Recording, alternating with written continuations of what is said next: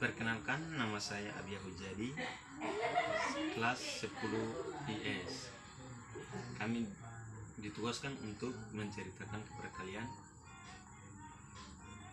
pada cerita yang kami siapkan, yaitu cerita Si Pitung yang saya sudah siapkan. Cerita Si Pitung legenda rakyat dari Betawi lengkap. Dahulu di Betawi ada pendekar bernama Pitung. Ia adalah anak dari Bang Piu dan Mampok Pina. Ia sering dipanggil dengan sebutan Bang Pitung. Bang Pitung adalah pendekar yang baik hati. Dia ini baik hati, patuh kepada agama dan selalu menolong sesama. Bang Pitung pun memiliki kesaktian yang luar biasa. Jadi dia memiliki kesaktian yang luar biasa. Ia tak mempan ditebus senjata. Dia tak mempan ditebus senjata. Tetangga Bang Pitung hidup serba kekurangan.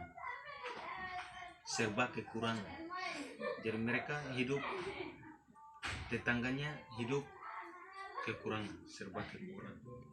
Bang Pitung pun merasa iba, apalagi orang-orang kaya justru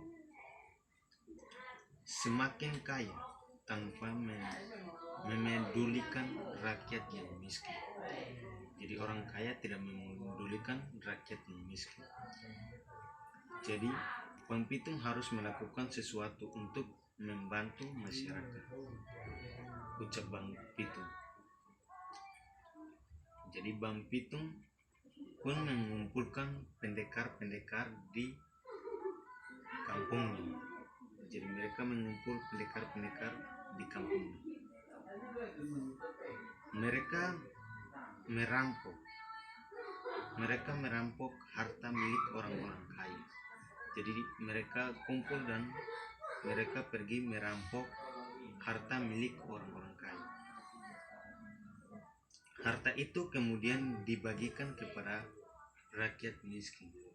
Jadi mereka pergi merampok harta orang kaya dan mereka bagikan kepada orang-orang miskin.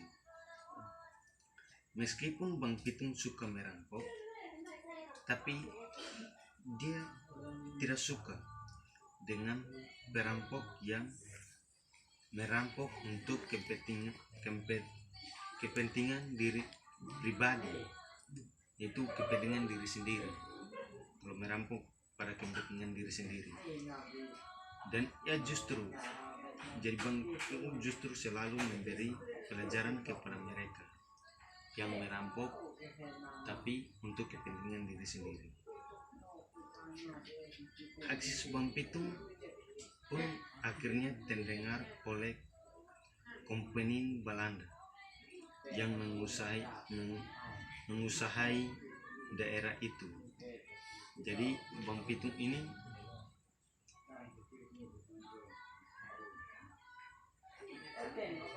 Pitung punya cerita ini terdengar oleh kompeni Belanda. Jadi kompeni Belanda yang menguasai daerah mereka. Ketika kita harus menghentikan Pitung dan kompeni itu harus menghentikan Bang Pitung, agar kompeni Belanda tidak resah dengan keberadaannya. Ucap kepada polisi kompeni Belanda. Bagaimana upaya dilakukan, namun Bang Pitung selalu bisa lolos dari pasukan kompeni Belanda. Jadi kompeni Belanda menangkapnya, tapi Bang Pitung pun lolos dari kompeni Belanda. Berkali-kali kompeni Belanda mencoba menembaknya, tapi Pitung pun tak terluka sama sekali. Kepala kompeni Belanda hampir putus asa. Jadi mereka tembak Pitung, tapi tidak terluka. Dan kepala kompeni Belanda putus asa.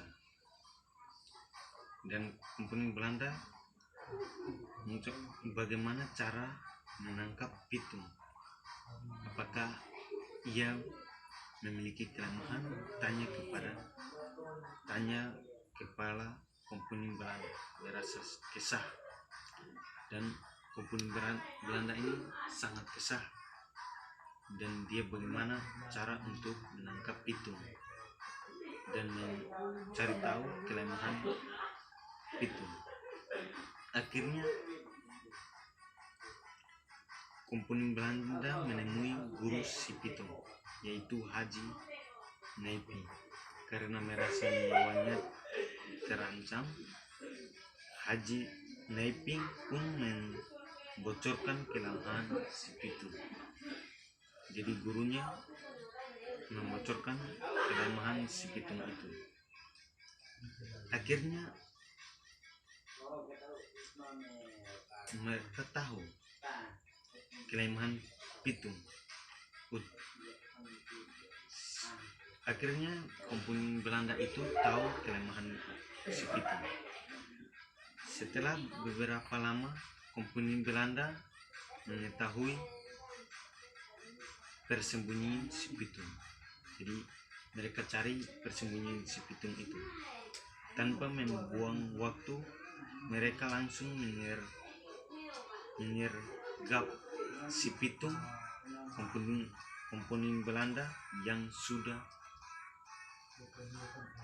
mengetahui kelemahan si Pitung pun dengan mudah melumpuhkan Pitung.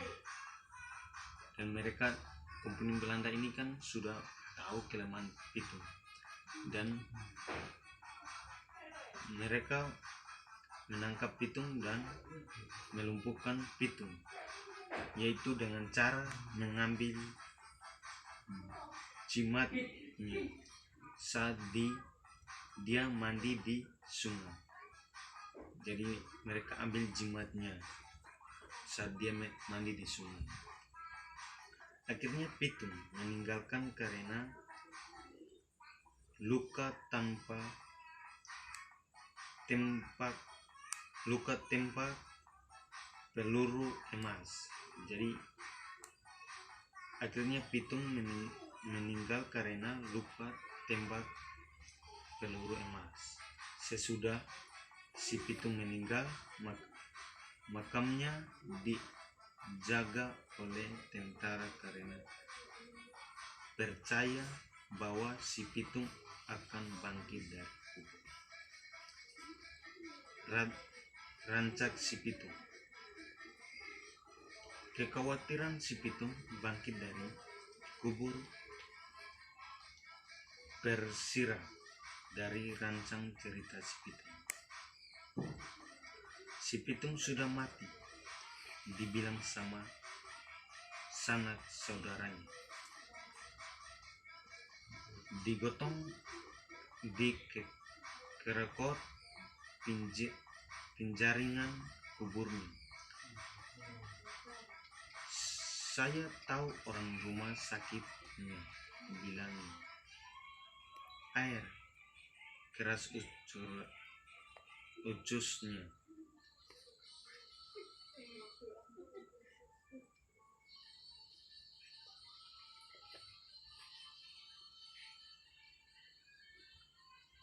Pesan moral dari cerita si Pitung adalah setiap orang pasti mempunyai kelemahan. Jadi setiap orang itu pasti punya kelemahan. Jangan sombong jika kita memiliki kelebihan. Jadi saat kita memiliki kelebihan itu, janganlah sombong. gunakan kelebihan kita untuk membantu orang lain. Jadi gunakan kelebihan kita seperti punya kelebihan, berarti kelebihan kita harus membantu orang lain. Setiap kebaikan harus dilakukan dengan cara yang baik. Jadi setiap kebaikan harus dilakukan dengan cara yang baik. Jadi kita setiap kebaikan harus dilakukan dengan cara yang baik. Ya. Disinilah cerita berakhir, cerita singkat dari Sepitung. Jadi cerita Sepitung berakhir. Jadi terima kasih sudah membantu.